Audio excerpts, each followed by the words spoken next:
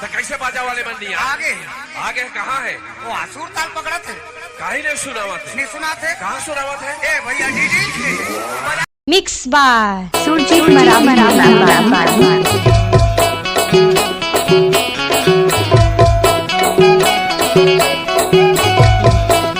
लजाज हन्नवो तुर सुरताया थे वो मोला सताए मैरो डारो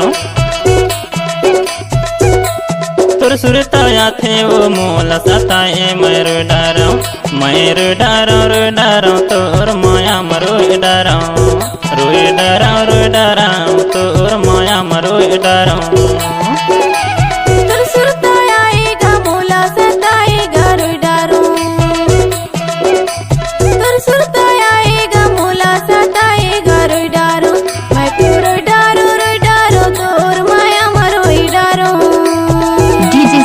मरावी मुल्ला पानी सरवा टोला वाले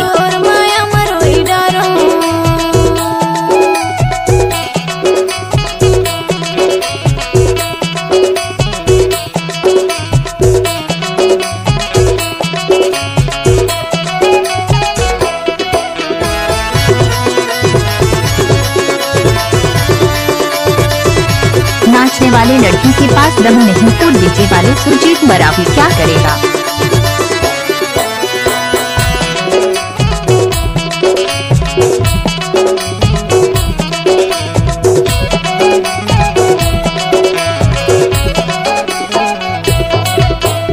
सावन में पानी बरस गई से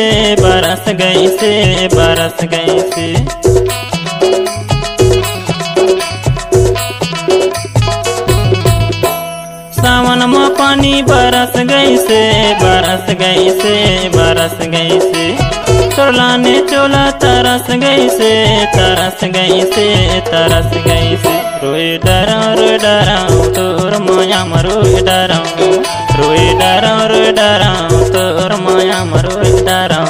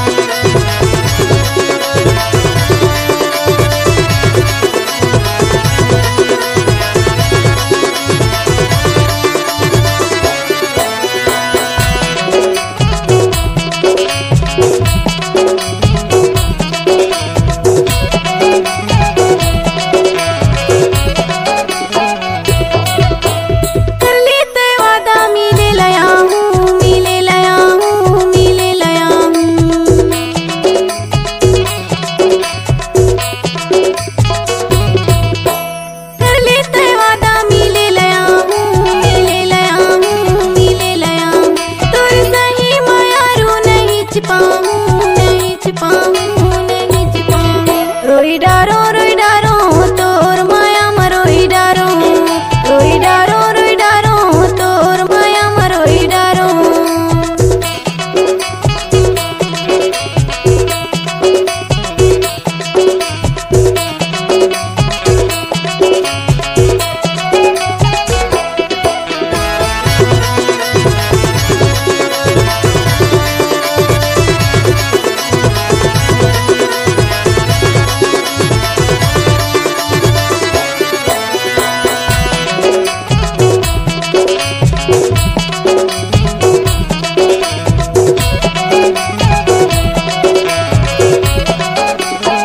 आप सुन रहे हैं मरावी जी का मिक्स हुआ गाना। डबल खेलना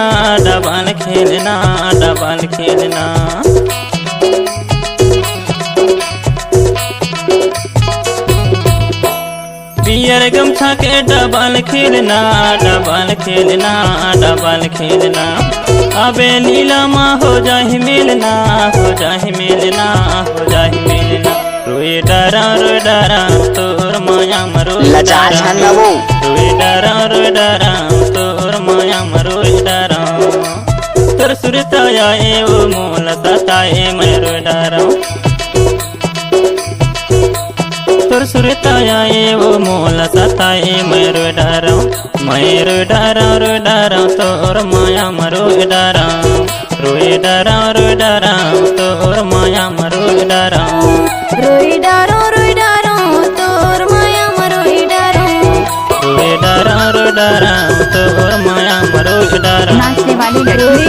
नहीं तो डीजे वाले